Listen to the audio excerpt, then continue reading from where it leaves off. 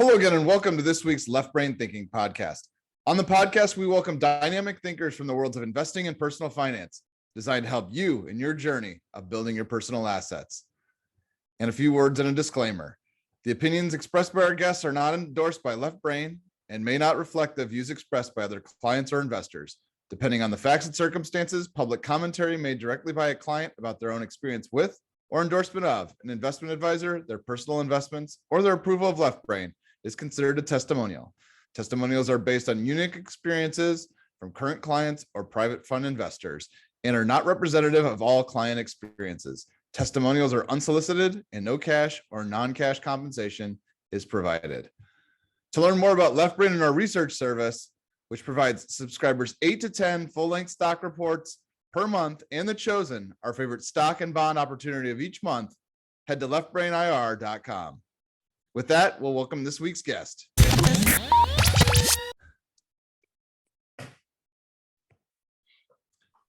Hello, everyone, and welcome back to Left Brain Thinking. We're back again with another episode here, trying to help folks with personal finance.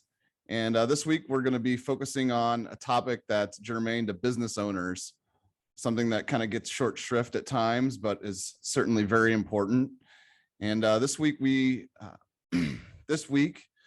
welcome George Gore. He's a CFP and president of Capitas Financial Midwest. He's in the office, we call him our insurance guru. So anytime we have any issues that come up with insurance, we certainly loop him into the conversation. So George, welcome to the program. Thank you, Brian. Glad to be here today. Absolutely. So as I said, George, for business owners, succession planning, tax management, insurance, these are all issues that are really important for folks to really consider. I know they're busy trying to grow their businesses and all of that. And so we want to make sure, business owners are thinking about these topics front of mind, and we'll get into why that really is. But as we get started here, George, can you tell us a little bit about your background and what got you started into the business? Thanks, Brian. Yes, stumbled into the insurance planning business back when I was a college student, University of Washington out in Seattle.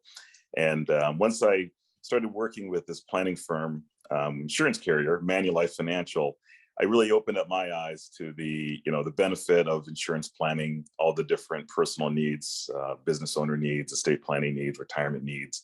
So it piqued my interest early on. And so I've spent every day since I left college working in this industry. And over 30 years dealing with different advisors, different types of business owners and clients, helping them with all different types of planning issues and concerns. And over the last 25 years, doing it as a business owner.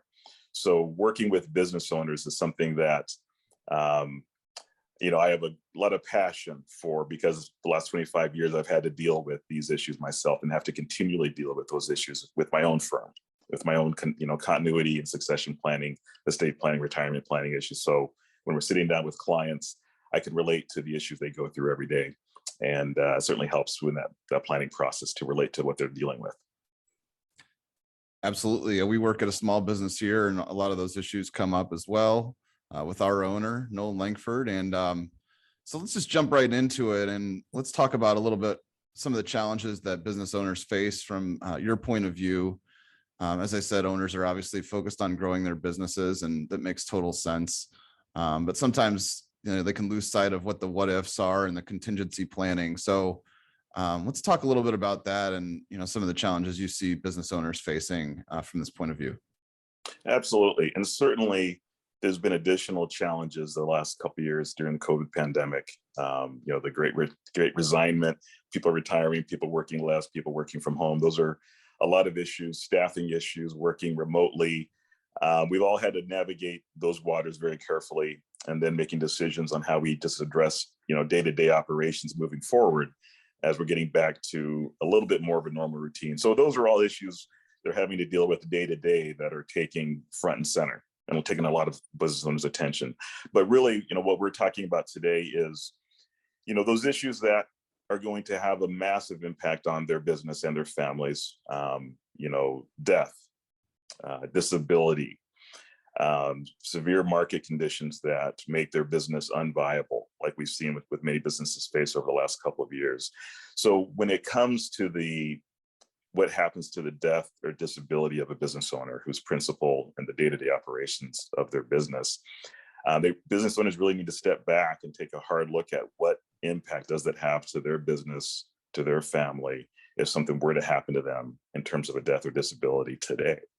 And that question, many people have a vague answer to. They have an idea, they have a rough outline, some have a fairly decent plan, but most of them are inadequate if something were to happen today. Okay, I think that's a good thread to pull on. So, put a little fear into some of these business owners. Let's talk about what can go wrong. So, what are we trying to plan against, or what are we trying to do to make sure it doesn't go wrong? And what are some of the solutions that you put out there? Yeah, and again, when we're talking about small businesses and closely held businesses, in the U.S., nearly 90% of all businesses are family owned. Nearly 90% of all businesses in the U.S. are family owned. And what we've seen, with the research over the last several years, only 30% of those businesses make it to the second generation. 30% of those businesses make it to the second generation. Now, some of those are intentional sales to third parties, but many of them are just failed enterprises because the key principles that passed were disabled were so involved and integral to the success of the business, they weren't able to be sustainable. And only 13% of those family-owned businesses make it to a third generation. 13%. So really what we're trying to have business owners take a step back and look at is, one, is my business sustainable? And that's a big question for a lot of small, closely held businesses. If something happens to a key contributor, owner, principal of the business, is it a sustainable business if they're not there, either to be sold to a third party or even to be passed to their heirs or the next generation? Is it sustainable? And when we look at a lot of businesses, the way they're currently structured, where the principals are currently involved and engaged, without that individual, her or him there, the business is not sustainable. So that's one of the first things we really want to have them take a step back. And can be a very long and very involved process, dealing with all their advisor, their legal, their accounting, their management, sales team, to really assess if the business is sustainable without their presence. But really, because we're looking at 90% of the businesses being family owned, at the end of the day, our primary objective, number one, is maintaining family unity, family harmony. We see when something happens to an owner of a small business, the disruption, the chaos, the infighting it causes within the family, and it can be really destructive. So first and foremost, when we look at dealing with business owners, we want to make sure that whatever their intent is, whether it's selling to a third party, keeping it within the family, that we maintain family harmony, since most of these businesses are family owned. And so that's really key. And so as you go through looking at the type of entity it is, the sustainability is a simple question, but many business owners look at the way they're set up and the way they're structured. And the answer is, what? No, maybe it's not sustainable without my presence. And so they have to do some things moving forward to rectify that. Okay, so let's deal with the sustainability. As you said, this seems to be the central question before you get started with anything else. So yeah. I think it's pretty easy. I mean, it's relatively easier to handle it if you have a sustainable business. But let's say you go through this process and it doesn't seem as though the business is sustainable without that key man or woman. What are some of the steps that business owner can take to rectify that, or what are your thoughts along those lines? Yeah, and usually it comes down to, from that leadership void. So who's going to step in and fill that leadership void? So that's a very important question that needs to be addressed, the leadership void. From a financial standpoint, is there lines of credit in place, banking relationships in place? Do other family members, other owners have the financial means from a lending and financing standpoint to keep the business financially viable? So that's a very important analysis. Okay, the leadership and then the financial component.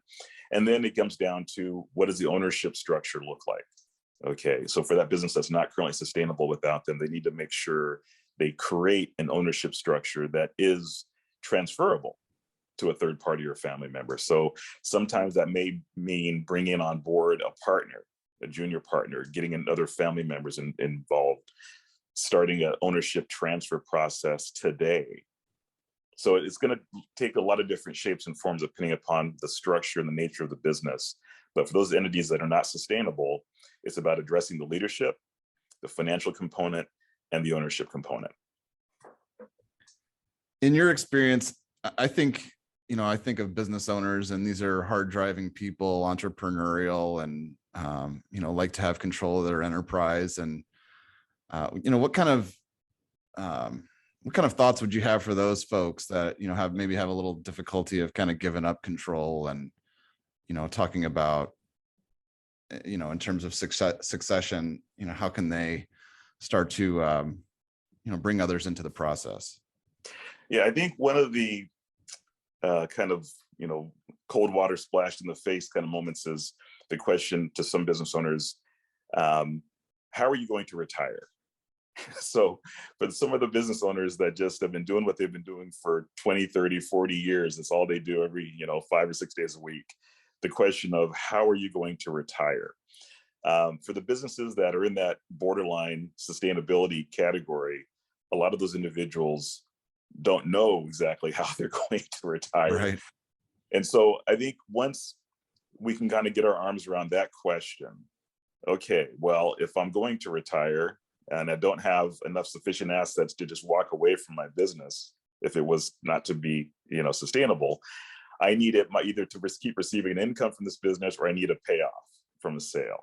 So I think the retirement question helps provide some clarity on what needs to be done to make a successful transition. So that certainly helps, get over part of that hurdle of giving up some control, bringing others into the process, into the ownership process, leadership roles, so that that business owner who's spent many years building a successful enterprise can enjoy the benefits of it. Whether it's, grooming a 22-year-old son like I'm in the process of doing right now, Sure. or bringing in additional equity partners on different levels. So there's a variety of different ways to do it. But once that retirement question gets addressed, that usually makes it a little bit easier for those people to cede a little bit of control, knowing that there's a plan in place and they're going to benefit from doing that. Yeah, George, it's good to know that you're in this process of setting up your own succession. It's really provides credibility to what we're talking about here, because you got the firsthand experience of how it goes. So from that point of view, what are some questions business owners should be asking about succession planning? I think there's a lot of things, first, with looking at from a succession standpoint, and a lot of business owners have clarity with this and a lot of struggle with this question is, am I planning to sell this business to a third party, planning to sell it to a current employee, or planning to sell it or gift it to a family member? So, ultimately, what is the long-term objective? That's a very important question that the business owner really needs to answer for themselves. Am I selling it third party? Is someone inside my business going to buy it? Am I going to sell or gift it to a family member or a child? Okay, so that's kind of almost step one, and trying to get some clarity on that in order for the rest of the plan to evolve and progress over time. And then there's the practical questions. What are the tax implications? What are the tax implications if I sell to a third party? It's, selling to an employee, an ESOP, potentially employee stock ownership plan. Or what are the tax implications about transferring this today while I'm alive to my child in part, doing it on an installment note basis? Okay, so what are the tax implications involved with all the different various methods of either selling it or gifting, bequesting it to a child? Once you get beyond that, the questions, who is a buyer for my business? Sometimes there's a natural buyer depending upon the industry. Sometimes there isn't. It could be private equity money, it could be a competitor. If it's a family member or an heir, how are they going to provide the funding, the mechanisms to do that? So is there a buyer for my business? Leadership management. Who is going to run my business? Is it going to be that new buyer? Is it going to be someone internally? Is it going to be a family member? Some of the initial questions, I think, that, again, in order to put that plan together and be able to have that plan go forward where you're able to monitor it, you need clarity on if it's a sale or keeping it in the business, keeping it in the family as a goal. What are the different tax implications of those different avenues, and then really looking at who is a buyer or which family member wants to participate and step in and assume my role going forward. So, and sometimes there's not good answers to those questions, but we need some answers at some point in time during this process in order to have a successful plan. Absolutely. When is the best time to get started with this? You're probably going to tell me today. But, like from a practical point of view, I mean, yeah, speak to that. How urgent is it for business owners of any age to really get started with answering these questions? Well, I think really the sooner the better. Like you said, yesterday was a good time to start. But I think, the first one is the business sustainable? So we have to, get the business to the point where it's sustainable. So that's number one. Once you have a sustainable business, then you really need to, as soon as the business is sustainable, it can be transferred, right? Sure. So I think for all those business owners that feel confidently they do have a business that's sustainable, they really need to start thinking about this yesterday, because things do happen. Things can happen today or tomorrow. So that plan needs to be in place and needs to be in writing. All the relative parties, legal, accounting, advisors need to be informed of the plan so that it's a smooth transition. There's funding in place. There's triggers in place, where there's, an intentional sale to a third party, whether it's a health event, either a death or a disability, there has to be a plan. There has to be a funding mechanism and different things depending upon the trigger. If this happened, X happens. If this happens, D happens. So there has to be a plan depending upon the different contingencies that may occur. So really, and that plan is going to evolve and is going to adjust depending upon the players in the business, the objectives of the owner. Some people plan on selling their business, and then they get rejuvenated, they get reinvigorated by new opportunities, new growth opportunities, and they decide they're going to hang on to it because they just are enjoying the experience of building their business so much they don't sell. And they go back and forth. But you still need to have that plan that continually evolves so that when something does happen, because something is going to happen at some point in time, when there's going to need to be a transition, you need to have some plan in place. So always have a plan in place, and it needs to be continually monitored and adjusted based upon real world circumstances and environment we're in. Okay. So can we talk a little bit about what happens if there isn't a good succession plan in place, or, because obviously what folks are trying to do is manage against the negative or the disaster scenario. Yeah. So, in your experience, tell us a little bit about some of the disaster scenarios you've seen, and then how people can guard against those. It's, you have a typical closely held business, there might be 3 equity partners involved, 3 or 4 equity partners involved, where we've seen some really catastrophic things happen to some really successful businesses is you have those 4 partners, death occurs to one of those partners that may own 20, 25, 30% of the business. There's not a proper shareholder agreement, buy-sell agreement in place that dictates legally, but by agreement, how that transfer of ownership is going to occur. What's the valuation formula for providing the payout to the beneficiaries, the surviving members of that estate? Without a proper plan in place, without a proper agreement in place, we now have that deceased partner's family now as our partner. And where we've seen some really, catastrophic things happen to businesses, that 25, 30% owner is now a spouse and 3 or 4 children that may have greatly different views on how business should be operated, how the business should run, what type of income they should be receiving off of their 25, 30% ownership. So that causes a massive amount of disruption. They want to sell. They want to be cashed out of their 30%. Where's the funding mechanism to accomplish that?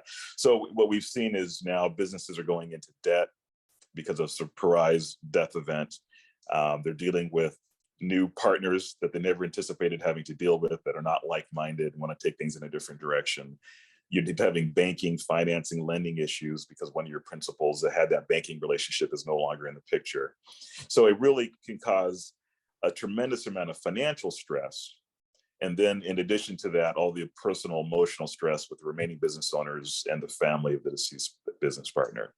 So it's really, that family harmony component is such a big, important piece that we like to really lead with when we're dealing with family-owned businesses, but even just closely held businesses where you have non-family members involved.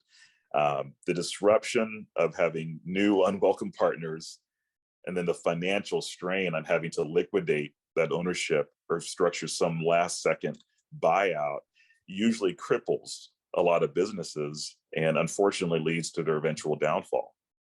So that's the lack of an agreement and the lack of proper funding. Those two items have destroyed the majority of small businesses in this country.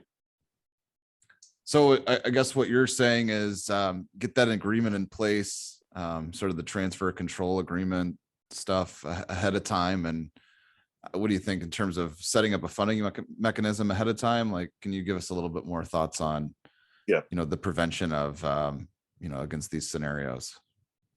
Yeah, so certainly from a protection standpoint, because, dealing with healthy 45, 50-year-old business owners, everyone thinks they're going to live forever. They're not worried about death or disability, but those things do occur. So certainly from a very simplistic standpoint, putting in place, life insurance on all the principal owners, that's just, textbook, simple business planning 101. Put some type of insurance protection in place so that if there is the death of a business owner principal, there's funds coming into the business in one form or another to, provide stability financially for the business, the loss of that person's leadership, the loss of their impact on the sales and revenue of the business. That's one. So from a key person standpoint, you want those insurance dollars flowing into the business, as a key person to replace. From a buyout standpoint, those funds could also be used to buy the shares from that person's estate. Okay. And typically, so life insurance component, very, very simple. Typically, as a term insurance policy, can be very low cost. Some businesses set aside side funds. Some of them use annuities, some of them use life insurance, some of them use other investment vehicles, and they set up a side fund of cash reserves to help fund buyouts. You can do that with insurance vehicles very tax efficiently. They can do it in other investment vehicles. They can do it in fixed instruments, but some type of combination of life insurance and a side fund to help fund for those eventualities is very important. And again, it can be done very efficiently, and it can be done so that it's an asset on the books of the company. So it's not a drain on earnings. So there's a lot of different ways that can be addressed. And from a disability standpoint, that's a grossly overlooked area. If a principal owner becomes severely disabled, no death occurs, so the life insurance is not a factor, but they become severely disabled and can no longer contribute, but they're a 35% owner of the business. How is that addressed? There's disability coverage that could be put in place to help fund a buyout if a person is disabled. There's all kinds of different creative strategies. So from an insurance standpoint, life insurance, disability insurance, and then again, having that formula in place so that there's some basic formula to determine what that valuation is. And then, making sure that the lines of credit and the banking relationships are in place if additional financing needs to be obtained quickly and short notice to help fund a buyout, to pay off the person's estate or to provide disability payments. So from a practical point of view, George, how can business owners get started on this type of planning? Who do they need to talk to? I think there's a team that they want to make sure that they have in place. And that certainly involves, sound financial planning advice, firm like Left Brain, where you're going to quarterback, the entire process. Make sure they have very strong accounting that has a lot of business owner experience and legal support. So it's really the financial planner, the accounting team, the planning support from a legal standpoint. And as part of that financial planning unit, there should be some component of insurance planning expertise, whether that's in-house or it's in partnership with another planning firm like Capitas. So the insurance, financial planning, accounting, and legal team needs to be in place yesterday. Okay, and they all need to have a basic understanding of the goals and objectives of the business and the business owners. Absolutely. That's all really helpful.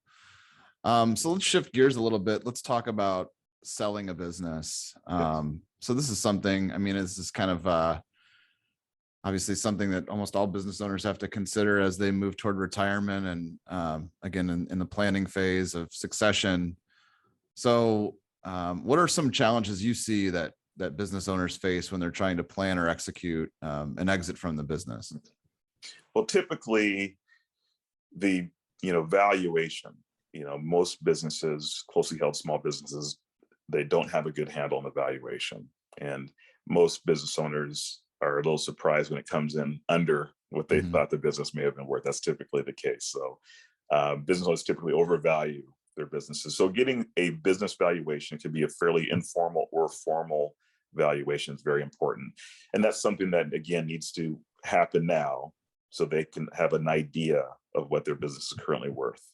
And there's some great relatively low cost options provided by some financial institutions, insurance carriers, or they can go to firms that specialize on providing valuations. Their accounting outlet probably has a valuation service they can provide as well.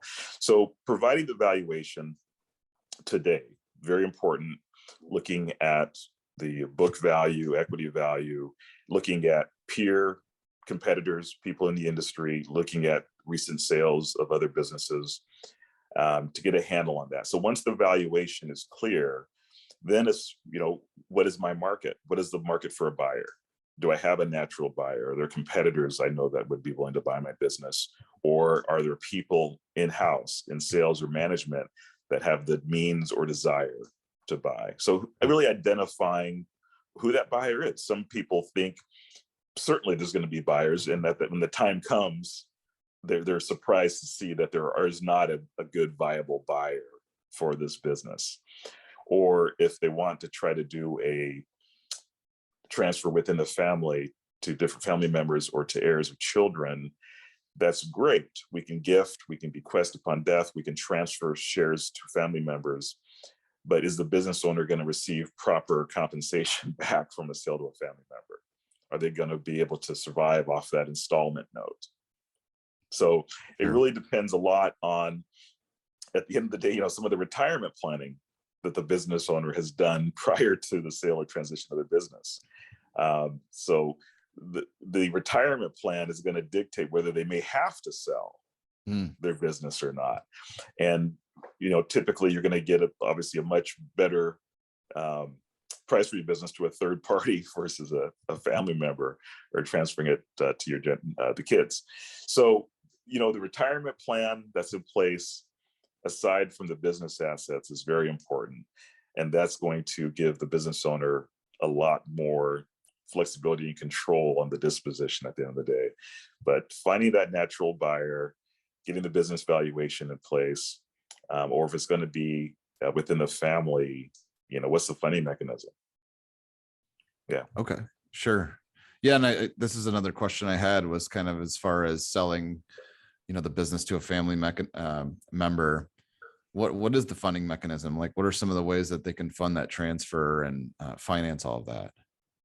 Yeah. So typically to a family member, and especially a child, what's typically done is going to be a combination of gifting part of the business. So currently we have a massive amount of state tax gift exemption that can be utilized, which is going to be going down in a couple of years, and I'll address that here later. But part of the business assets can be gifted to the children. So that's just a tax-free lifetime gift of some of the portion of the business. And that's what we typically see as a portion of it.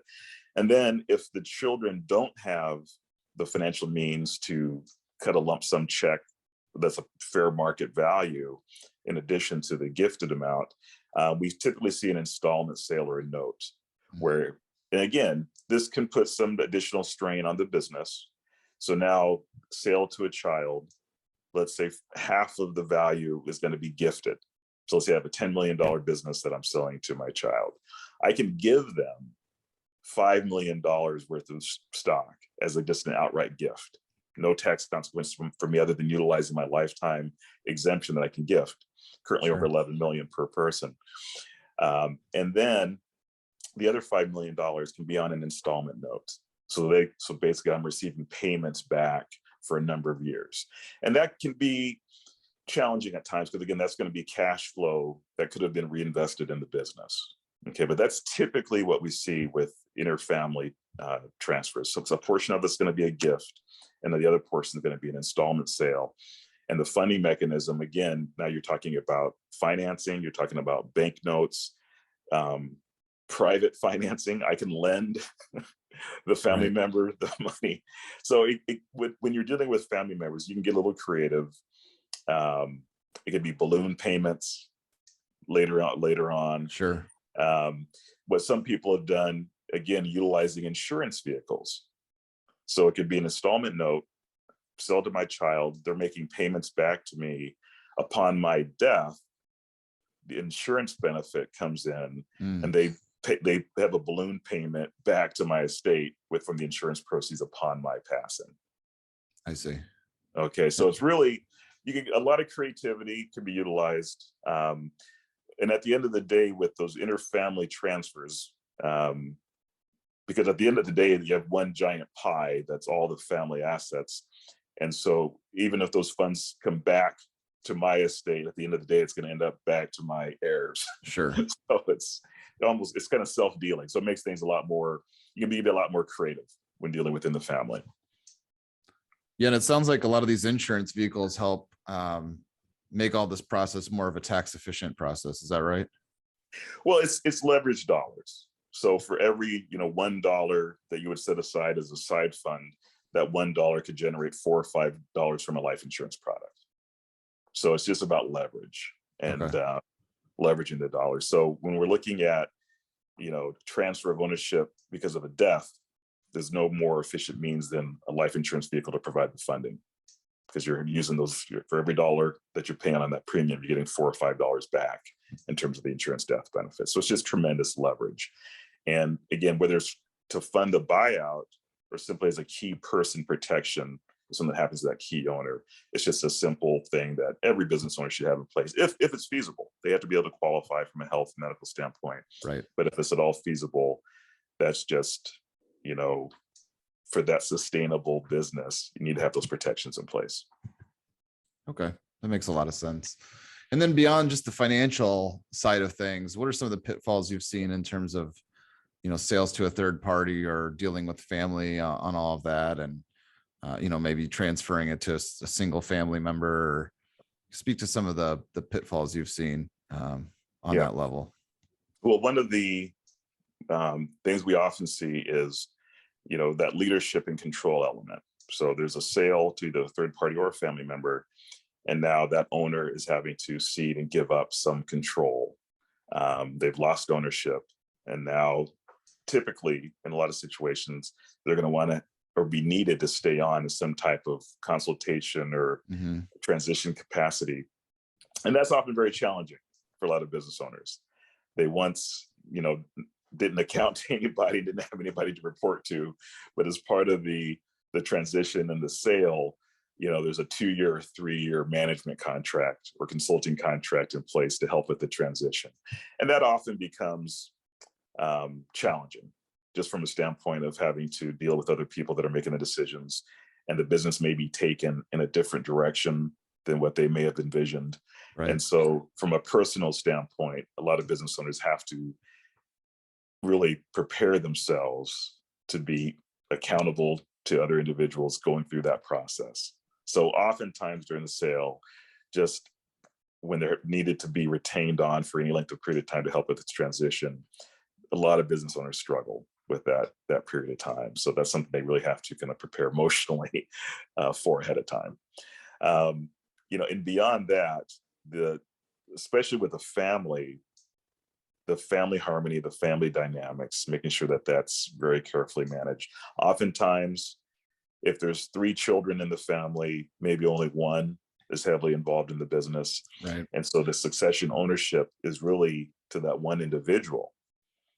And now what do we do about the other 2? Do we treat all the children fairly, or do we treat them all equally?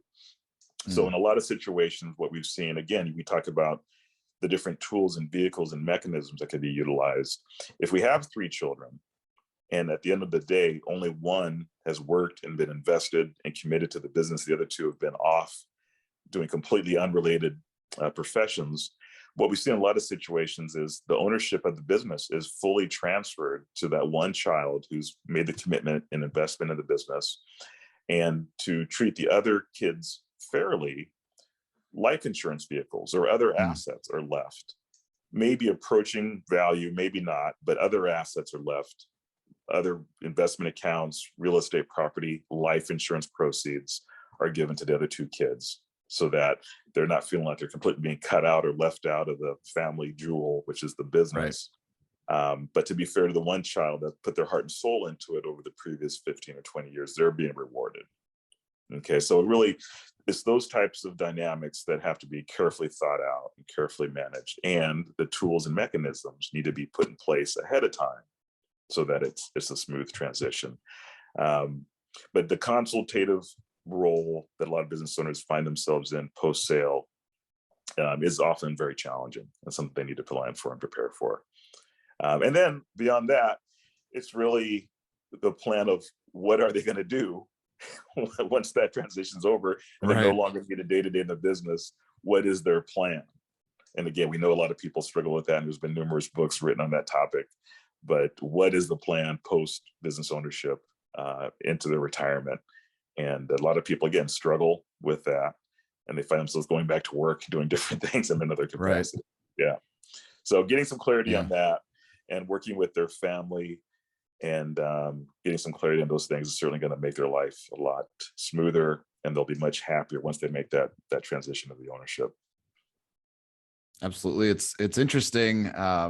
Our business and your business obviously intersect in a lot of ways. And a lot of times it comes down to family counseling and family psychology. A lot of times, obviously we deal with the nuts and bolts of the finances and things along those lines. But when push comes to shove, a lot of these family dynamics really have to be dealt with. Absolutely. Very important, where there's estate planning.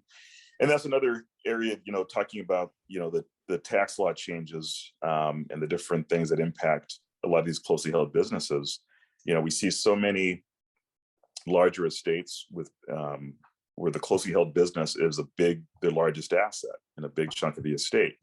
In 2026, the estate tax exemptions are going to be half of what they are today.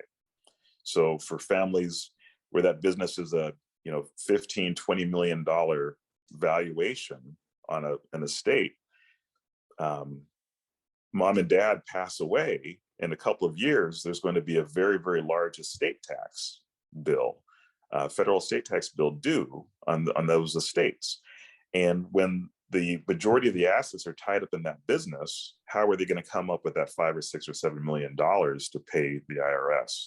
So again, that has a crippling impact on a lot of businesses that don't have funding mechanisms in place. So that they're not having to now, they wanted to keep that business within the family, but they have to come up with $6 million that they can't get from the bank to pay the estate tax bill. So now the family is being forced to sell the business.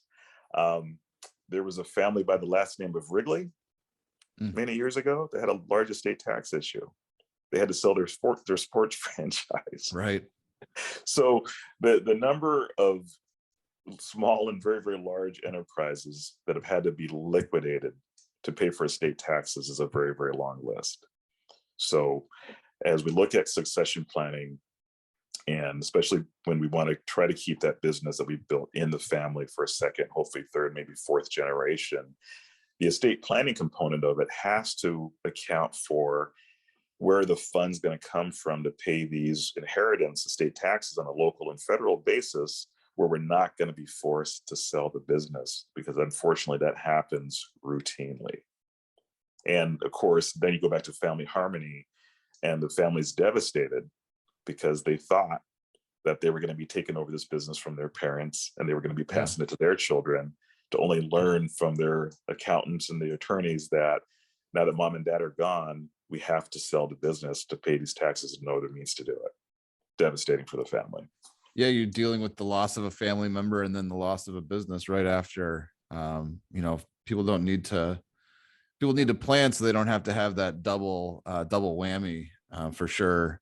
I want to talk a little bit more. You were in our office a couple of weeks ago talking about these tax law changes.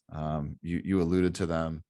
Can you lay out what is going to change here coming up in a couple of years, and then what can folks do about it to plan? I know you were kind of telling us, people aren't really planning for these changes, and they're coming right around the corner.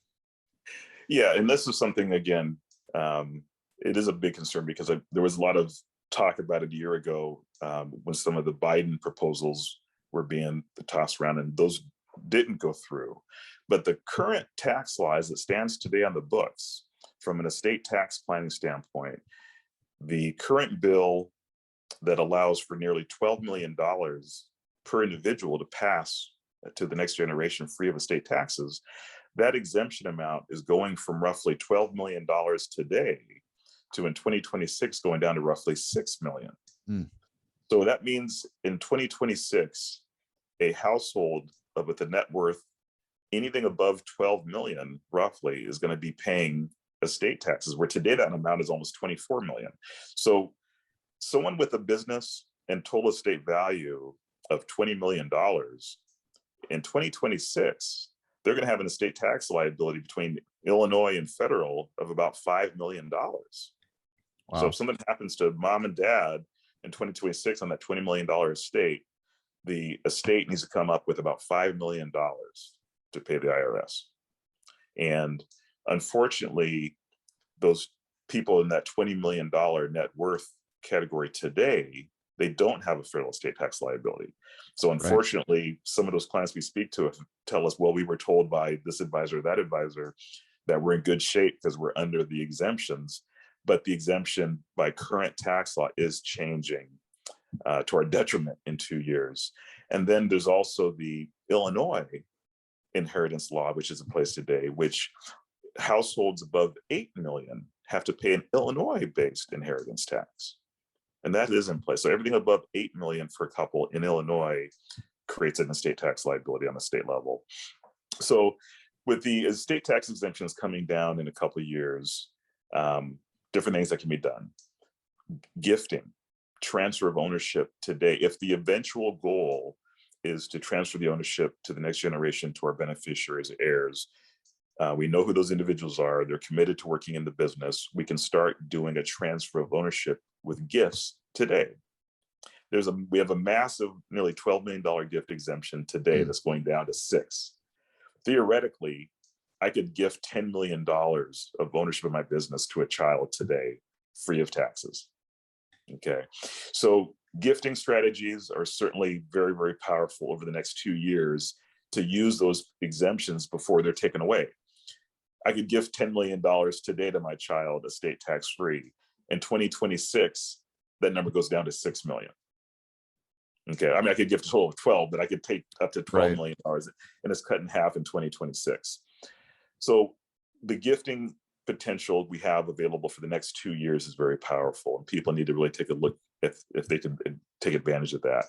You can maintain control and still complete those gifts. Family limited liability companies are a great way for people to shift ownership in the business, but the main primary principal can still maintain control even though they have a small percentage of ownership. So there's a lot of strategies to utilize the current very, very high gift exemption amounts that we have available today before they go away. And above and beyond that, so some of the really large estates, the $30, $40, $50 million estates where they have that large, closely held business, they're going to have an estate tax liability above the exemptions. Putting in place some mechanisms to help create some leverage, life insurance potentially, just to help provide the liquidity to pay those massive tax bills down the road. We'll take the burden off the business. And again, that sustainability. We may be able to pass the business on, but we don't want to have to be liquidated to have to pay taxes. So gifting strategies today, utilizing the very high exemptions from an estate tax standpoint, and putting in place, again, a plan and mechanism to help pay the balance of the taxes that may be due in the future. Okay, so for those business owners that aren't as familiar with, the strategy that you're mentioning in terms of life insurance, can you just talk a little bit about how that business owner can maybe structure something that would pay off and help defray the cost of that estate tax and sort of the details behind that? Yeah, just quick example. So a couple, let's say they're in their mid 60s, and the net worth might be currently 25 to $30 million. Essentially, what happens is they create a separate vehicle to own the life insurance, typically in some type of irrevocable life insurance trust. It's a grant or trust. The life insurance is held in that trust so that the life insurance proceeds upon their passing are not included in their taxable estate. So the trust is set up to own the life insurance vehicle, and the business owner, him or her, or individually or as a couple, gift the annual contribution that goes to the insurance company. So they gift the annual premium. If it's a $5 million policy for a couple in their 60s, it might be a $60,000 or $70,000 annual gift that they make into the insurance trust that pays the insurance company for the $5 million policy. So it's an annual gift that helps create that $5 million. And because the life insurance is being held in the insurance trust, and upon their passing, that goes into the trust completely tax-free, and the estate and the trustee can now utilize that $5 million to pay tax liabilities that are due on the estate. So it's really just creating that leverage using a life insurance premium to create a large, huge tax-free bucket that could then provide liquidity for all kinds of different needs that the estate may have in terms of taxes. Capital gains taxes, we're looking at changes potentially there. So we don't know what assets are going to receive a step up in basis down the road. There's continual talk about changing the step up in basis laws, but it's a simple matter, whether it's on an individual life or if it's on a policy that covers two lives, where the benefits paid after the second person passes away, either an individual or a joint life policy, same type of mechanism where the annual premium is gifted into the trust, and the trustee then takes that payment, sent to the insurance company to pay for the life insurance vehicle. And with interest rates being as low as they've been, some clients have actually financed those annual premium contributions. So they're not paying $60,000 or $70,000 out of pocket. They're just paying the interest on that $60,000 or $70,000, and they're actually financing from a different institution, a lending institution, the actual annual premium. So if the business doesn't want to utilize all their cash in terms of the insurance, they can leverage financing. It's a lot of different strategies, but the leverage that creates is the most efficient and powerful vehicle we've seen to provide that large lump sum to help for those liabilities down the road.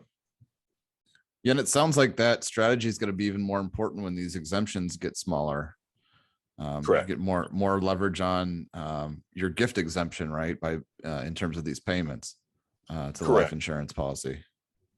Yeah, I think, and the main thing is making sure that they're utilizing these large gift exemptions that we have today. So especially once you get over a $50-60 million net worth estate, there needs to be serious, considerate thought, if they haven't already, about utilizing some of this massive gift exemptions we have available, because it is being cut in half in 2026 unless there's new legislation, which is doubtful at this point in time. Right. So people are going to really be kicking themselves if 2026 comes around and they did not take advantage of the ability to gift out of their estate, 10, 15, $20 million of assets, and removing them from estate taxation. They're going to lose that opportunity if they don't take advantage of it while these exemptions are so high. Yeah, George, for me, the biggest takeaway from our conversation is the time is now to get started on planning. As you say, I mean, just in general, you want to have things in place just in case something happens. But this change in tax law creates another catalyst for people to really want to get started and take advantage of the way the law is written for the next couple of years, because it is going to change dramatically. And doesn't seem to be enough talk about that. Yeah, it's certainly faded away, and other things have certainly captured the headlines these days. But from a planning perspective, and especially from a succession planning standpoint, and with that transfer occurs upon death, and there's estate taxes due, for most businesses, that's going to be the end of their life cycles, that state tax liability crippling that small business and that family. So it's really determining what the plan is, sell, or keep it in the business, making sure that team's in place from a financial advisory, insurance, accounting, legal team, and the leadership, valuation of the business, and just continue to monitor those things as everything evolves. Yeah, we haven't mentioned the word legacy, but I know a lot of these folks that have, really successful businesses and, love their families, and they want to leave a legacy behind. And you really have to take these steps at the right time and the appropriate time to make sure that you leave your family members in a strong position in the way that you really want to. Yeah, I have that written down in my notes in big letters. We talk about legacy planning quite a bit. And you're right, that is a big part of it. And, 90% of those businesses across the country, family owned, only 30% of them making it to the second generation. So, so many, that's that huge 70% of those businesses, the legacy is they weren't able to keep it within the family for one reason or another. And sometimes that's an intentional sale, but in many instances, the family just doesn't have the ability they need that big cash payoff, then the family members don't have that means to provide the liquidity to make that inter-family sale feasible. So putting the plan in place, the mechanisms in place, and deciding what they want their legacy to be with their family business. And we don't want any surprises when the time comes. So yeah, absolutely. Well, George, we're going to bring it in for a landing here, but I have really enjoyed the conversation, learned a whole lot about succession planning, contingencies, how we can use life insurance. And then of course, how business owners need to respond to these changes in the tax laws. Do you have any final thoughts you can leave us with? And, in terms of business owners that might be starting to think about the process of setting up a, legacy planning solution, where could they start, and what type of folks do they need to speak with? Well, I think their financial planning resources is the best place to start. And, if they have, multiple non-family members, that buy-sell agreement, the shareholder agreement is critically important. There's a lot of agreements in place. A lot of them are outdated, and too many of them are unfunded. So they have a plan in place to do a transition of ownership, but there's no funding mechanism or vehicles in place to help accomplish that, which cripples businesses. So just, parting thought would be just to make sure that ownership of the transfer of ownership plan is in place, and there's some proper funding to help facilitate it. Absolutely. These issues are important as running your business from day to day. So business owners, we want you to take heed of the advice that George has given here. I think a lot of it is really solid and very important for you as you look to set up your legacy planning. So I'm going to thank the listeners, and then of course, thank George for being with us. Thank you so much, George. Thank you, Brian. It's been a pleasure. Take care.